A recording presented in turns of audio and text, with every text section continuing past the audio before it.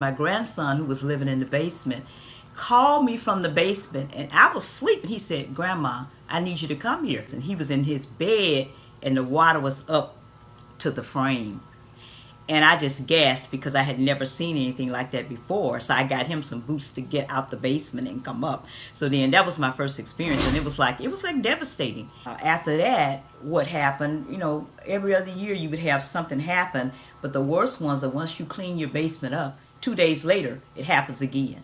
I lost a ton of furniture down there, like couches and stuff. Even though I had put them up on cinder blocks, because I had learned from my other experience, it got higher than the stairs. The first several years of growing up, I can remember we used our basement like we used our living room, but more often because that's where the kid stuff was. We played down there, we had books and TV, and just, that was our space. Then the flooding started, and it wasn't every year, but every few years we get whatever the right combination of circumstances, and everything ruined. So we go through these cycles as a family, as a block, as a neighborhood, where you'd see all these things, belongings put out in the alley to be thrown out. What you could salvage, you could salvage. Yeah.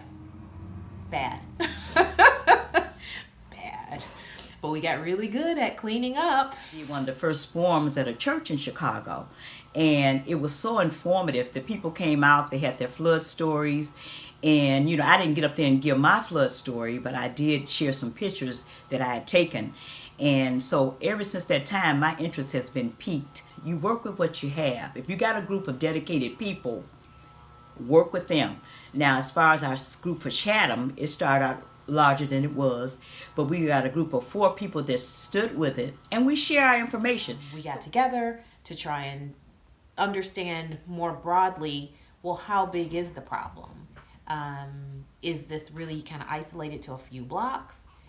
And through that research, we found out that no, this is a really widespread problem, and hundreds and hundreds and hundreds of homes are being affected by this on a regular basis. And of course, this year, 2017, what we had happened with the hurricanes back to back with Houston and Florida, Louisiana, the Caribbean islands, Puerto Rico. I mean, it's just been incredible. All these are water issues, and when you're in an urban setting, it's something different.